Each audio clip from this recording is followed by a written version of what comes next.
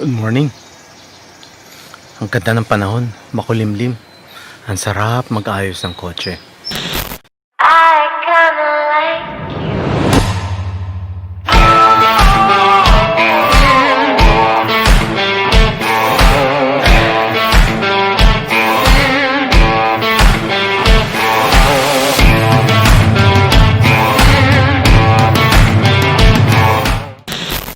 Hi, ako nga pala si Jambi. Ako yung sumasagot ng mga tanong nyo sa mechanics.ph.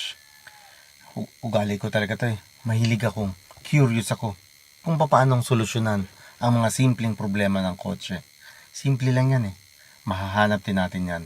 So yung first question natin, may phone-in question ako. Yung paanong hanapin yung tunog sa makina. Specifically pag ang iyong alternator belts or fan belts. So, here's a quick demonstration on how to do it.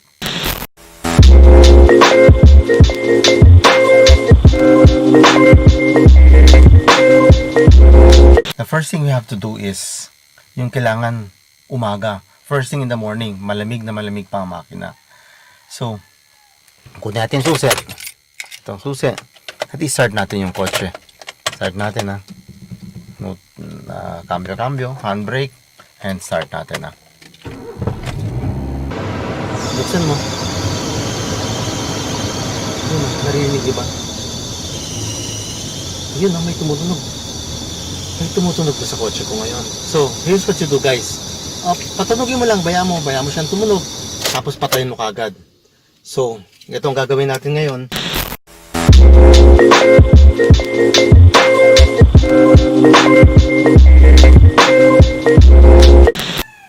Siyempre, bubuksan natin yung hood, ano? Hahanapin natin yun. Ayan, pop the hood. Ilahin natin. Ayan, chuk. Ayan, punta na tayo sa makina portion. So, nakabukas na ng slightly hood natin. So, ang gagawin natin, hahanapin natin yung ito. Ayan, yung gitli na yan. Chuk, gaganin natin sa taas ng hood. Kapakita. Yung hood natin, make sure na na mabuti para hindi bagsakan ang ulo natin. So, this is our makina ngayon.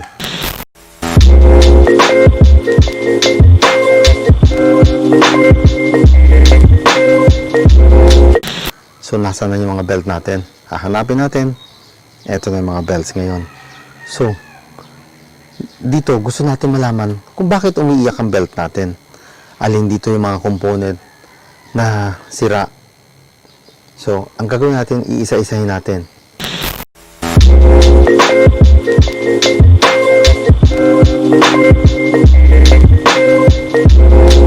Hihipuin natin yung alternator. Ow! Mainit. Siguro yan yung sira dahil mainit eh.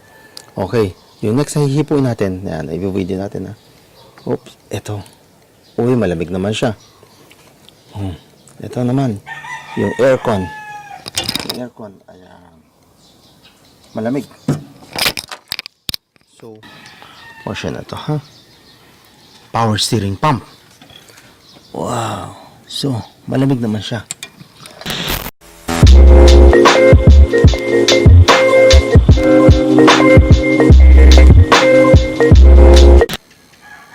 So, ang nahipo natin kanina, yung alternator.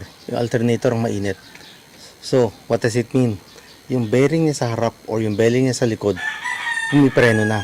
So, yung pulley niya, tumitigil. So, pag tumitigil siya, yung alternator belt, dumudulas na. Yan ang medyo delikado yan.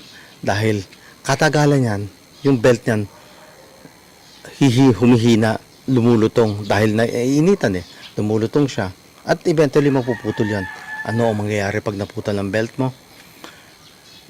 Yung water pump titigil. Yung water pump nagpapadaloy ng tubig sa makina. Pag hindi na natin nalaman yun, bigla mag-overheat yan. Or, ang masama-sama niya, pag hindi mo nakita nag-overheat, katok ang makina. So, kailangan mo, mas expensive pa ayos.